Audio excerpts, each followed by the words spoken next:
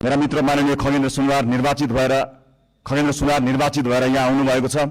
चुनावी दौडका सिलसिलामा उहाँका विषयमा विवाद आउँदा थाहा छैन उहाँले गल्ती गर्नुभयो गर्नु भएन, तर उहाँले माफी माग्नुभयो, सम्माननीय माफी माग्नुभयो, भन्नुभयो मबाट त्यस्तो गल्ती भयो जस्तो मलाई लाग्दैन, तर गल्ती भएको रहेछ भनेर माफी माग्नुभयो। म आज सिङ्गो सदनबाट सिङ्गो देशलाई भन्न चाहन्छु, गल्ती गरेको हो कि होइन भन्दा अन्यल हुँदा खगेन्द्र सुनारले माफी मागे। खगेन्द्र सुनारहरूमाथि युगौं युगसम्म गरिएको अन्यायको लागि हामीले माफी माग्यौं।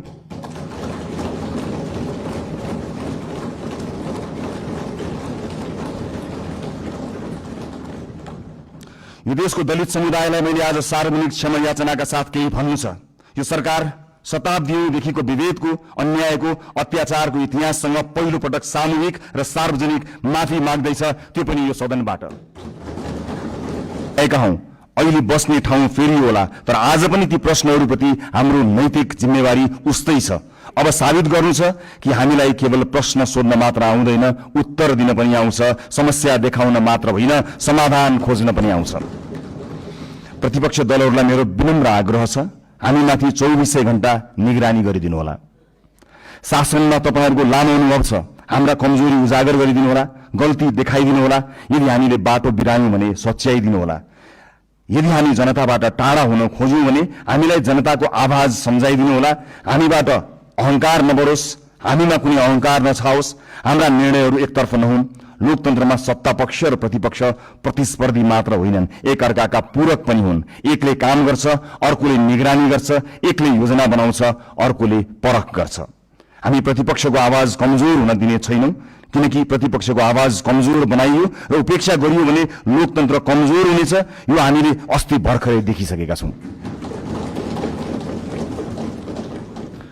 यो संसद बहसको थलो हुनेछ, प्रतिशोधको होइन। हिजो आफ्नालाई बचाउन र विपक्षीलाई फसाउन कानूनमै संशोधन गरिएको छ र अध्यादेश समेत ल्याइएको छ। त्यस्ता गलत क्रियाकलाप यथाशीघ्र सच्याइने कुरा म यो सम्मानित सदनलाई जानकारी गराउन चाहन्छु। प्रतिपक्षमाथि अहंकार र प्रतिशोधको त्यो अध्याय अब दोहोरिने छैन। आस्थाका आधारमा फरक व्यवहार हुने छैन। अब अन्यायपूर्वक विधि नै निचेर सुन्न मन लागेका कुरा नसुनौ भनेर कसैको माइक काटिने छैन। संसदीय समितिहरूमा संख्याकै बलमा प्रतिशोध र अत्याचार हुने छैन, तर सुशासनको वेग भने रोकिने छैन। न्याय पाउने पहिलो हक शहीदकी आमाको हो, त्यसलाई प्रतिशोध भन्न पाइने छैन।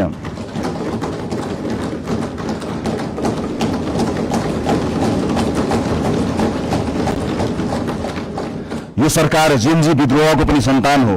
हिजो संविधान र कानूनको आवरणमा नेता र पार्टीका सिफारिसबाट नियुक्ति लिएकाहरूले स्वैच्छिक रूपमा राजीनामा दिँदै विधिको पालना गर्नमा सहयोग गरिदिनु हुन म अपील गर्न चाहन्छु। सरकार नयाँ नीति, कानून, मापदण्ड र मान्यताका आधारमा स्वच्छ र प्रतिस्पर्धात्मक नियुक्ति प्रक्रिया लागू गर्न चाहन्छ। हिजो नियुक्ति लिएका सार्वजनिक सेवा र निकायका पदाधिकारीहरूले स्वेच्छाले मार्ग प्रशस्त गरिदिनु हुनेछ भन्ने अपेक्षा पनि गर्दछु। सभाध्यक्ष महोदय, छिमेकी राष्ट्र र मित्र राष्ट्रसँगका सम्बन्धलाई सडकमा लैजाने र सत्ता छाड्न परेपछि विदेशी चलखेल भन्ने गैर जिम्मेवार र सस्तो खेल अब हुने छैन। प्रतिपक्षलाई समेत साथमा लिएर हामी मित्रवत, सहकार्यपूर्ण र पारदर्शी परराष्ट्र नीति तय गर्नेछौँ। त्यो रणनीतिक र दीर्घकालीन सोचमा आधारित हुनेछ। व्यापार, लगानी, शिक्षा, पर्यटन र प्रविधि मैत्री हुनेछ। त्यसले पहिला राष्ट्रहित र त्योसँगै अन्तर्राष्ट्रिय सम्बन्धमा विश्वास र स्थायित्व सुनिश्चित गर्नेछ। स्वदेशी र विदेशी लगानीकर्तालाई यही रोस्ट्रमबाट मेरो अपील छ, अब नेपाल लगानीका लागि पूर्ण सुरक्षित छ, किनकि राजनीतिक स्थिरता, कानूनी सुरक्षा र पारदर्शी प्रशासनको हामी ग्यारेन्टी गर्छौं।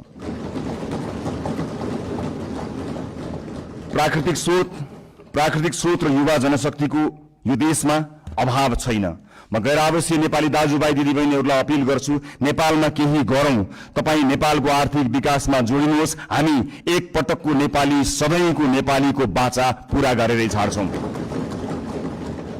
नेपालको विकाससँग तपाईको पुँजी, सिप, अनुशासन र आत्मविश्वासलाई जोड्न जे गर्नुपर्छ हामी त्यही गर्छौं, जसरी पनि गर्छौं। तपाईहरुको लगानी सुनिश्चित बनाउनेछौं, तपाईहरुको सम्मान सुनिश्चित गर्नेछौं। देशभित्र म निजी क्षेत्रलाई पूर्ण आश्वस्त पार्न चाहन्छु। बिचौलिया र माफियाहरूले बिगारेको व्यावसायिक वातावरण हामीले सुधार गर्न सुरु गरिसकेका छौं। नीतिहरू अब बजारमा बेचिने छैनन्, निर्णयहरू कसैको दबावमा बन्ने छैनन्। व्यावसायिक क्षेत्रमा तपाईहरूले अनुभव गरेको असुरक्षा, अनिश्चितता र दबाव सधैँका लागि समाप्त हुनेछ।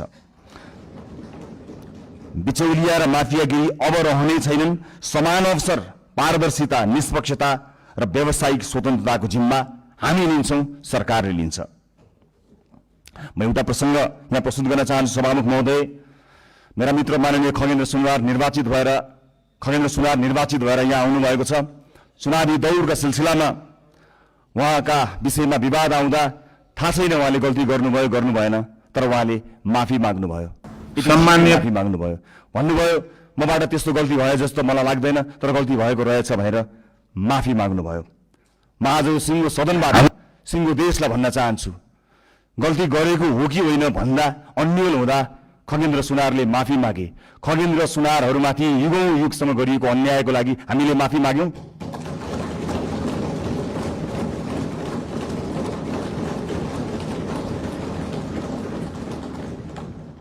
यो देशको दलित समुदायलाई मैले आज सार्वजनिक क्षमा याचनाका साथ केही भन्नु छ। यो सरकार शताब्दीदेखिको विभेदको, अन्यायको, अत्याचारको इतिहाससँग पहिलो पटक सामूहिक र सार्वजनिक माफी माग्दैछ, त्यो पनि यो सदनबाट।